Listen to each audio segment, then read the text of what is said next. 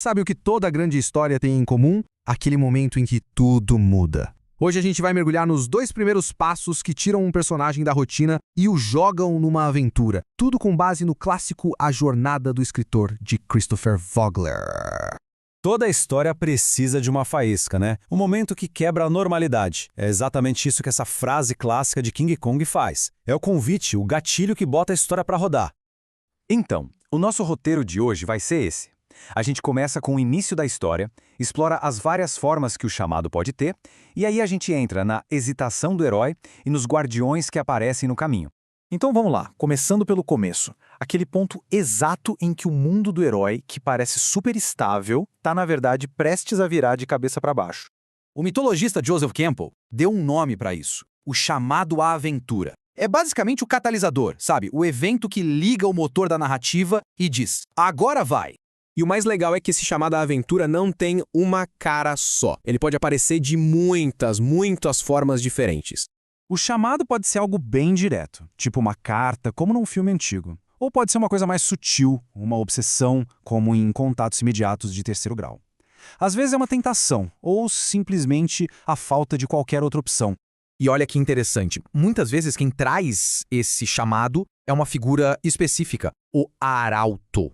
O papel dele, seja um amigo ou um inimigo, é um só: anunciar que a mudança chegou e desafiar o herói.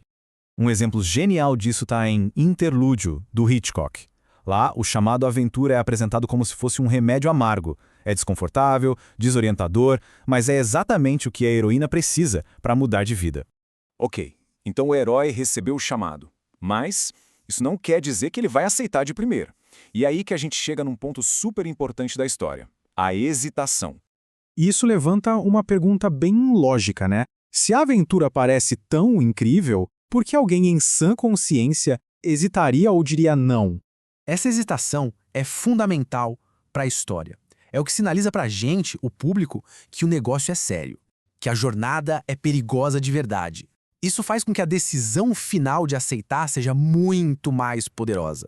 Mas olha só, é crucial entender que nem toda recusa é igual. Uma recusa teimosa pode levar ao desastre, como no primeiro exemplo. Já em outros casos, dizer não pode ser a coisa mais inteligente que o herói faz. E claro, a gente tem o oposto, o herói voluntário que pula de cabeça na aventura. Mas mesmo nessas histórias, o roteiro dá um jeito de mostrar os riscos geralmente, através do medo dos personagens secundários. Beleza, então o herói conseguiu superar o próprio medo. Mas calma lá, a jornada ainda não começou. Muitas vezes, antes de dar o primeiro passo, existe um último teste. E esse teste vem na forma dos Guardiões de Limiar. São aqueles personagens que aparecem para bloquear o caminho, para questionar se o herói está mesmo preparado. A função deles é aumentar a tensão. Esse guardião pode ser qualquer um chefe, um mentor, até mesmo um amigo. O papel dele é um só: fazer o herói provar, de uma vez por todas, que está pronto para o que vem pela frente. Isso nos leva a uma regra de ouro da narrativa, a lei da porta secreta. É simples. Se alguém diz para o herói, não vá lá ou não faça isso, pode apostar que é exatamente para lá que a história vai levá-lo.